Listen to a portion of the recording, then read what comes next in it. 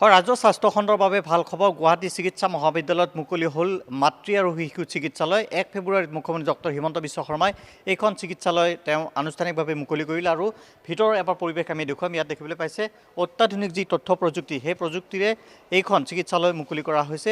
ইয়াত যদি চাই তেতিয়াহ'লে 832টাকৈ যি আসন, যি বেড ইয়াত ৰোগীৰ বাবে ব্যৱস্থা কৰা হৈছে। প্ৰতিটো ডিপাৰ্টমেণ্ট খুব ধুনীয়াকৈ যাতে ৰোগী তথা ৰোগীৰ আত্মীয়ই বুজি পাব পাৰে তাৰ বাবে ইয়াত ডিছপ্লে ব্যৱস্থা কৰা হৈছে। আৰু এই মুহূৰ্তত আমি দেখুৱাইছোঁ দুটাকৈ যি পঞ্জীয়ন বিভাগ, মোৰ সোঁফালে ইয়াত দেখিবলৈ পাইছে, এইটো হৈছে শিশুৰ বাবে পঞ্জীয়ন বিভাগ। ইয়াত যিসকল শিশু ৰোগী থাকিব তেওঁলোকক অভিভাৱকে লৈ আহিব, তেওঁলোকে ইয়াত পঞ্জীয়ন কৰিব পাৰিব। আনহাতে মোৰ বাওঁফালে দেখিবলৈ পাব ইয়াত প্ৰসূতি যিসকল মহিলা আছে তেওঁলোকৰ ইয়াত পঞ্জীয়নৰ ব্যৱস্থা ইয়াত কৰা হৈছে। ফ্ল'ৰত কি কি ডিপাৰ্টমেণ্ট থাকিব সম্পূৰ্ণৰূপে ইয়াত লিখি থোৱা হৈছে। আমি এই মুহূৰ্তত GMCHৰ অধ্যক্ষ ডক্টৰ অচ্যুত বৈশ্য আছে, তেখেতৰ পৰা আমি পোনপটীয়াভাৱে এই সন্দৰ্ভত আমি কিছু কথা জানিবলৈ চেষ্টা কৰিম। মই পোনপ্ৰথমে আমাৰ মাননীয় মুখ্যমন্ত্ৰী মহোদয়ক ধন্যবাদ জ্ঞাপন কৰিছোঁ। অসমৰ স্বাস্থ্যখণ্ডত এটা নতুন সংযোজন হ'ল। এই যি 832গৰাকী আমি ৰোগীক একেলগে ৰাখিব পৰা আমাৰ যিটো ব্যৱস্থা, সেই ব্যৱস্থাৰে আমি সুন্দৰকৈ এখন সৰ্বাংগ সুন্দৰ চিকিৎসালয় আমি আৰম্ভ কৰিব পাৰিলোঁ। এই চিকিৎসালয়ৰ ভিতৰত আমাৰ প্ৰসূতি, স্ত্ৰীৰোগ আৰু লগতে আমাৰ যিটো শিশু ৰোগ, সেই শিশুৰ সকলো ব্যৱস্থা ইয়াত থাকিব। ইয়াত 832গৰাকী আমি ৰোগী ভৰ্তি কৰিব পাৰিম মুঠতে। আৰু ইয়াতে আপোনালোকে দেখিছে এইটো আমাৰ G+8 আমাৰ গ্ৰাউণ্ড ফ্ল'ৰৰ পৰা 9টা মহলা আছে। ইয়াৰ প্ৰথম মহলাত আছে OPD আৰু ইমাৰ্জেঞ্চি আমাৰ গ্ৰাউণ্ড ফ্ল'ৰত। তাৰপিছত প্ৰথম মহলাত আছে আমাৰ লেবাৰ ৰুম, CSOT, SNCU আৰু আদি কৰি যিটো পষ্ট ৰিকভাৰী ৱাৰ্ড যিখিনি লাগে আমাৰ সেইখিনি আছে। তাৰপিছত ছেকেণ্ড ফ্ল'ৰত আছে আমাৰ OT, IVF, তাৰপিছত ICU যিটো পষ্ট অপাৰেটিভ ICU যিখিনি গাইনীৰ লাগে এইখিনি আছে। তাৰপিছত থাৰ্ড ফ্ল'ৰত আছে গোটেইখিনি পেডিয়াট্ৰিক্সৰ ৱাৰ্ড আছে, পেডিয়াট্ৰিক্সৰ PICU আছে। তাৰপিছত ফ'ৰ্থ ফ্ল'ৰত গাইনী ৱাৰ্ড, ফিফ্থ ফ্ল'ৰত গাইনী ৱাৰ্ড, ছিক্স ফ্ল'ৰত আমি গাইনী ৱাৰ্ডে থাকিব। কিন্তু এতিয়া আমি যিহেতু আমাৰ সেইখন চিকিৎসালয় আমি ইয়াতে স্থানান্তৰ কৰিব লাগিব, তাৰ কিছুমান বিভাগ ইয়াতে আহিব। আৰু 7 নম্বৰ ফ্ল'ৰত আমাৰ যিটো আমাৰ অধ্যক্ষৰ যিটো মানে আমাৰ কাৰ্যালয় আছিলে, আমাৰ বৰ্তমানে আমাৰ যিটো পাহাৰৰ ওপৰত যিটো অধ্যক্ষৰ কাৰ্যালয়, মানুহ তাত যাব লগা হৈছিলে, সেই কাৰ্যালয়টো ইয়াক আমি স্থানান্তৰ কৰিছোঁ। আমি 7 নম্বৰ ফ্ল'ৰত আমাৰ অধ্যক্ষৰ কাৰ্যালয় থাকিব। আৰু 8 নম্বৰ ফ্ল'ৰত থাকিব আমাৰ লাইব্ৰেৰী, কলেজ লাইব্ৰেৰী। ছাত্ৰ ছাত্ৰীৰ সুবিধাৰ কাৰণে আমি ইয়ালৈকে লৈ আহিছোঁ। ছাত্ৰাবাসৰ ওচৰতে হ'ব। ICU কিমানটা থাকিব? ICU ইয়াত 30টা থাকিব। ইয়াত গাইনী ICU 30টা থাকিব, গাইনীৰ 20টা আৰু পিকুৰ 10টা, টোটেল পেডিয়াট্ৰিক্সৰ 10টা থাকিব। গতিকে গাইনীৰো 20টা থাকিব। গতিকে এই আৰু ICU ব্যৱস্থা কৰিবৰ কাৰণে বহুত ইয়াত সুবিধা আছে। যিবিলাক পষ্ট অপাৰেটিভ ৱাৰ্ড আমি ICU নিচিনাকৈ বনাই লোৱা হৈছে, ইয়াত সকলো ব্যৱস্থাই আছে। দেখিবলৈ পাইছে হাই ৰিস্ক থকা যিসকল প্ৰসূতি আহিব তেওঁলোকৰ বাবে ইয়াত খুব ধুনীয়া ব্যৱস্থা হাতত লোৱা হৈছে। ইয়াত ডক্টৰ থাকিব, নাৰ্ছ থাকিব, তাৰ সমান্তৰালভাৱে দুখনকৈ যি বিচনা সেয়া ইতিমধ্যে সাজু কৰা হৈছে। অতি শীঘ্ৰে এই যিখন চিকিৎসালয় ইয়াত কাৰ্যক্ষম হৈ উঠিব। ইয়াত ইতিমধ্যে স্থানান্তৰৰ সকলো যি ব্যৱস্থা হাতত লোৱা হৈছে।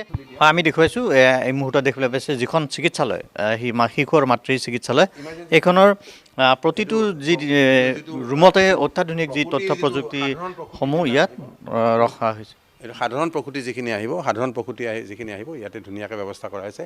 6টাকৈ কিউবিকেল আছে। কিউবিকেলৰ পৰিসৰখিনি আপোনালোকে দেখাব পাৰে ৰাইজৰ যাতে যে এনেকুৱা সুন্দৰ ব্যৱস্থা এটা থাকিব, য'ত আমাৰ যিটো বৰ্তমানৰ ব্যৱস্থা আছে ক্ৰাউডেড হয়, কিন্তু ইয়াতে সুন্দৰ ব্যৱস্থা আছে। 6টাকৈ কিউবিকেল ইয়াত অ'পেন হৈ আছে। ইয়াতে সকলোৰে ধুনীয়াকৈ পৰ্দা আছে প্ৰাইভেচিৰ কাৰণে। আৰু 6জনকৈ ডক্টৰ ইয়াতে বহি থাকিব। আৰু এইটো হ'ল আমাৰ অবষ্টেট্ৰিক্স OPD। আপোনালোকে এবাৰ চাই লওক। তাৰপিছত মই আপোনাক আৰু দেখাম যে আমি যিটো ইমাৰ্জেঞ্চি আকস্মিকভাৱে যিবিলাক ৰোগী আহিব, শিশুৰে হওক বা গৰ্ভৱতীয়ে হওক, তাৰ কাৰণে অকণমান সুকীয়া ব্যৱস্থা আছে। আমি এই মুহূৰ্তত উপস্থিত আছোঁ ইমাৰ্জেঞ্চি যিটো ডিপাৰ্টমেণ্ট, সেই ইমাৰ্জেঞ্চিত আমি ইয়াত উপস্থিত আছোঁ। আমি ভিতৰৰ পৰিৱেশো আমি দেখুৱাবলৈ যত্ন কৰিম। বিশেষকৈ এইটো এটা নতুন সংযোজন। আমাৰ আগতে এমাৰ্জেঞ্চি লেবাৰ ৰুম আছিলে, কিন্তু খুব কম পৰ্যায়ত আছিলে কিন্তু এইটো আমাৰ যিটো MCH আমি আহিছোঁ খুব বৃহৎ পৰিসৰত আমাৰ ইমাৰ্জেঞ্চি পেডিয়াট্ৰিক্স ইমাৰ্জেঞ্চি আৰু অবষ্টেট্ৰিক্স ইমাৰ্জেঞ্চি দুয়োটাই টেকেল কৰিবৰ কাৰণে আমাৰ গোটেইখিনি যিখিনি ব্যৱস্থা গ্ৰহণ কৰিব লাগে আমি সকলো ব্যৱস্থা ইয়াত গ্ৰহণ কৰিব পাৰিম বিশেষকৈ আপোনালোকে নিজেই দেখিছে এইটো জৰুৰীকালীন বিভাগ এই জৰুৰীকালীন বিভাগত আমি সোমাইছোঁ প্ৰথমতে আমি জৰুৰীকালীন বিভাগত আমি আহিছোঁ আমাৰ লেফ্ট ছাইডত আমাৰ জৰুৰীকালীন বিভাগত আছে আমাৰ আমি দেখিছোঁ মেট্ৰন অফিচটো প্ৰথম অফিচত থাকিব কাৰণ কি যিমান আমাৰ কৰ্মচাৰী ইয়াতে মেট্ৰনক ডিউটি দিয়াৰ পৰা আৰু উপ অধীক্ষক থাকিব ইয়াতে উপ অধীক্ষকে কাম চাব লাগিব গতিকে ইয়াতে আমাৰ আপোনালোকে চাওক এইটো আমাৰ মেইন এট্ৰেকশ্যনটো হ'ল এইটো যে প্ৰসূতিবিলাক আহিলে আপোনালোকে নিজে দেখিছে আগতে ক'ত বা ট্ৰলিত থাকে বা বিচনা নাপায় কিন্তু অকল ইমাৰ্জেঞ্চিৰ কাৰণে আমাৰ এই বিচনাখিনি আছে অকল ইমাৰ্জেঞ্চি আমাৰ 5খন বিচনা আছে ইয়াতে সকলো বিচনাতে অক্সিজেন আছে সকলো বিচনাতে মনিটৰ আছে যে ইভিন আমি ইয়াত ICU ব্যৱস্থাও ইয়াতে কৰিব পাৰিম যদি আমি কৰিব লগা হয় কেতিয়াবা ইয়াত ব্যৱস্থা আমি কৰিব পৰাকৈ ব্যৱস্থা আমি ৰাখিছোঁ ইয়াত সকলোকে অক্সিজেনৰ মিটাৰ আছে সেই তাৰমানে প্ৰসূতিৰ কাৰণে যিখিনি ব্যৱস্থা গ্ৰহণ কৰিব লাগে ইমাৰ্জেঞ্চিৰ কাৰণে আমাৰ সকলো ব্যৱস্থাই আমি ইয়াত উপলব্ধ কৰাৰ কাৰণে এইটো আছে এইটো ট্ৰে ৰখা হৈছে এইটো ইয়াতে এতিয়া বাকচত ভৰাই থোৱা আছে পেচেণ্ট আমি ভৰ্তি কৰা নাই এতিয়ালৈকে কাৰণ এইটো ইনফেকশ্যনৰ কথা আছেতো কাৰণ আমাৰ ইনগ্ৰেশ্যন সময়ত চব মানুহ সোমাই গৈছে ইয়াত এতিয়া আমাৰ এইটো ক্লিন কৰা হ'ব আৰু ক্ল'জ কৰি আমি ক্লিন কৰিম ক্লিন কৰি যেতিয়ালৈকে নিগেটিভ সোৱাব নাহিব মানে অৰ্গেনিজমৰ নিগেটিভ সোৱাব নাহিব তেতিয়া আমি আৰম্ভ কৰিব নোৱাৰোঁ গতিকে আমি নিগেটিভ সোৱাব আমাৰ এতিয়া আমি আজিৰ পৰাই ক্ল'জ কৰি দিম ক্ল'জ কৰি দি যিমানে সোনকালে নিগেটিভ সোৱাব আমাৰ আহিব আমি ভাবিছোঁ যে অহা সপ্তাহৰ সোমবাৰৰ পৰা আমি নিশ্চয়কৈ ইয়াত ইমাৰ্জেঞ্চি লেবাৰ আৰম্ভ কৰিব পাৰিম ছিনিয়ৰ ডক্টৰ থাকিব 24/7 আমাৰ এই ইয়াত কাৰণ আগতে আছিলে কি আমাৰ আউটবৰ্ণ বেলেগত আছিল ইনবৰ্ণ বেলেগত আছিল ৱাৰ্ড বেলেগত আছিল কিন্তু এতিয়া সকলো পৰিসৰ একলগ কৰি দিয়া হ'ল একলগ কৰি দিয়াৰ লগে লগে সেই একেখিনি মানুহ সকলোৰ কাৰণে উপলব্ধ থাকিব মানে তেওঁ ইয়াতে চোৱা চিতা কৰাৰ কাৰণে আমি ইয়াতে ইমাৰ্জেঞ্চিত ৰাখিছোঁ যাতে কাৰণ মানুহৰ যেতিয়া কিবা অভিযোগ থাকে অভিযোগটোতো আমাক বিচাৰি ফুৰিব নোৱাৰে গতিকে ইমাৰ্জেঞ্চি থাকিলে তেওঁ মানুহজনক যিকোনো সময়তে তেওঁক পাব আমি এইটো ডেপুটি চুপাৰ অফিচটো আমি 24/7 কৰাৰ ব্যৱস্থা কৰিম এইখন এখন চৰকাৰী চিকিৎসালয় এখন ৰাইজৰ চিকিৎসালয় গতিকে মই মাত্ৰ তত্ত্বাৱধায়কহে গতিকে মই তত্ত্বাৱধান কৰিম আৰু ইয়াক যাতে সুন্দৰভাৱে পৰিচালনা কৰিব তাৰ ব্যৱস্থা গ্ৰহণ কৰিম মই বা ৰাইজক যদি কিবা অসুবিধা থাকে সেই অসুবিধাখিনি নোহোৱা কৰাৰ কাৰণে মই ব্যৱস্থা যৎপৰোনাস্তি চেষ্টা কৰিম কিন্তু ৰাইজে যদি এইখন নিজৰ হস্পিটেল বুলি নাভাবি ইয়াত যদি ধৰক ইমান সুন্দৰ পৰিৱেশ এটাত যদি তেওঁলোকে য'তে ত'তে কয় যে আমাক সোমাব দিবই লাগিব আমি ইয়াত ৰাতি সোমেই বা আমি ইয়াত লেতেৰা কৰিমেই লিফ্টত পিকাব তামোল খাই সোমাব এইবিলাক ব্যৱস্থা যদি মানুহে নিজে শুধৰণি নহয় তেতিয়াহ'লে আমি ইয়াত সদায় কাজিয়া কৰিব লাগিব গতিকে মানুহক এটাই অনুৰোধ কৰোঁ এইখন এখন সৰ্বাংগ সুন্দৰ অত্যাধুনিক চিকিৎসালয় এই চিকিৎসালয়খনৰ যিটো পৰিসৰ সেই পৰিসৰটো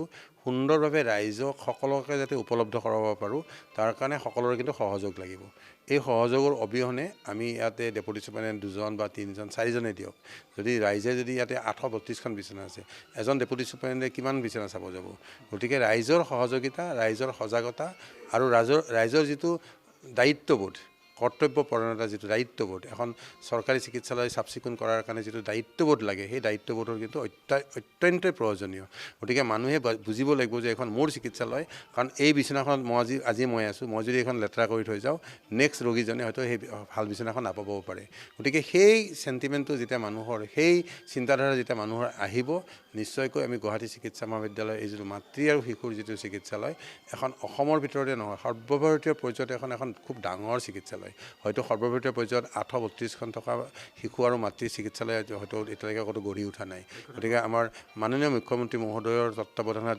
যি এখন তেওঁৰ সপোন আছিল যে শিশু আৰু মাতৃ হস্পিটেলখন খুব ভালকৈ হ'ব লাগে তেওঁ নিজেই এইটো উদ্বোধন কৰিছে পৰহি উদ্বোধন কৰি এটা কথাই কৈছে যে ইয়াক ভালকৈ চলাব লাগিব হয় আমি ৰাইজৰ হস্পিটেল চলাবৰ কাৰণে কিন্তু ৰাইজৰ সহযোগিতা সদায় অত্যন্তই প্ৰয়োজনীয় যদি ৰাইজে যদি সহযোগ নকৰে ৰাইজে যদি ধৰক বিশেষকৈ চাফ চিকুণৰ ক্ষেত্ৰত আমাৰ যিটো নিয়মানুৱৰ্তিতাৰ ক্ষেত্ৰত এতিয়া প্ৰসূতিত আপোনালোকে নিজে দেখিছে 20টাকৈ লেবাৰ ৰুম আছে একেলগে লেবাৰ টেবিল আছে 20টাকৈ লেবাৰ টেবিল আছে জেনেৰেলৰ কাৰণে 6টাকৈ লেবাৰ টেবিল আছে চেপ্টিকৰ কাৰণে 4টাকৈ চিজাৰিয়ান অ'টি আছে জেনেৰেলৰ কাৰণে এটা লেবাৰ মানে চিজাৰিয়ান অ'টি আছে মানে চেপ্টিকৰ কাৰণে তাৰমানে 5টাকৈ অহৰ্নিশে 24/7 5টাকৈ অ'টি চলি থকাৰ কাৰণে আমাৰ ব্যৱস্থা ইয়াৰ ভিতৰত আছে গতিকে এটা সুন্দৰ পৰিৱেশ সেই সুন্দৰ পৰিৱেশটো আমি ভালকৈ চলাই নিবৰ কাৰণে ৰাইজৰ সহযোগ বিচাৰিছোঁ ৰাইজৰ সহযোগিতা বিচাৰিছোঁ আৰু ৰাইজৰ যিটো মানে চৰকাৰী চিকিৎসালয়ৰ প্ৰতি যিটো আমাৰ